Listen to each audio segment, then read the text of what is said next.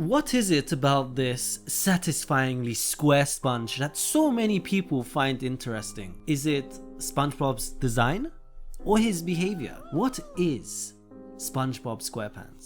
Well, I was casually watching Spongebob Squarepants one night and it dawned upon me. It's not exactly SpongeBob that is hilarious, but the reactions to SpongeBob's charm that made me burst out in laughter. Let me explain. Spongebob Squarepants is a childish and joyful sea sponge who lives in a pineapple under the sea with his pet snail, Gary, in the underwater city of Bikini Bottom. He works as a fry cook at the Krusty Krab, a job which he is exceptionally skilled at and enjoys way more than most fry cooks would. Another character who also works at the Krusty Krab is Squidward. Squidward lives in between SpongeBob and his equally as irritating best friend, Patrick Star. Squidward is overly pessimistic and loathes his job. He views the world in such a negative light compared to SpongeBob's overwhelming carefree outlook on life. By far, the most memorable SpongeBob episodes are easily the ones where the story focuses on SpongeBob and Squidward's interactions. I definitely found myself laughing way more with Squidward being a greater focus in the episode rather than, say,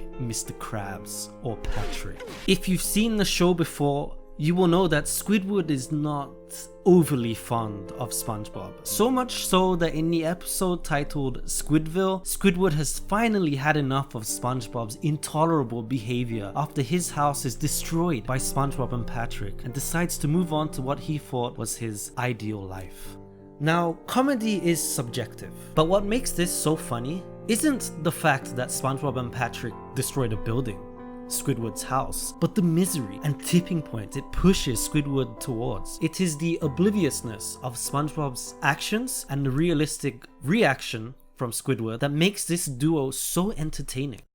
This episode poses an interesting question. What if Squidward achieved his dream of living a life without the disruptions from either SpongeBob or Patrick? Would SpongeBob still be funny without the realistic, pessimistic view we get from Squidward? Well, Squidward finally gets to move into a town filled with like-minded individuals who share Squidward's taste and outlook on life, which means no silliness and no individuality. Therefore, nothing exaggerated ever happens here. So much so that he is forced to face how boring and oppressive his desired lifestyle is. Squidward begins to feel disillusioned. Meanwhile, SpongeBob and Patrick feel guilty for what they have done to Squidward's house and try their hardest to get him back. So what's happening here is that the equation has essentially fallen out of balance. SpongeBob realizes he needs the presence of Squidward's negligence or inattentiveness, and Squidward requires some unpredictable imbalance to his life. Otherwise, once life becomes too perfect, it simultaneously becomes dull.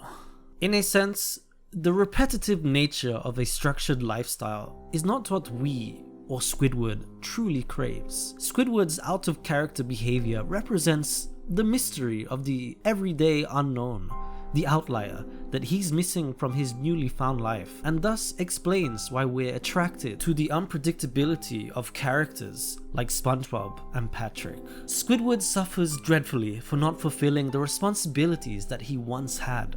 In his previous life, he had a job that paid for his bills while he chases the life he so desires, while concurrently assuming the responsibility of making sure that his two fellow fish don't do anything too drastic. It gave his life meaning. Money buys convenience, not happiness. As children, we relate to SpongeBob, but as adults, we slowly begin to feel more and more like Squidward. We are Squidward.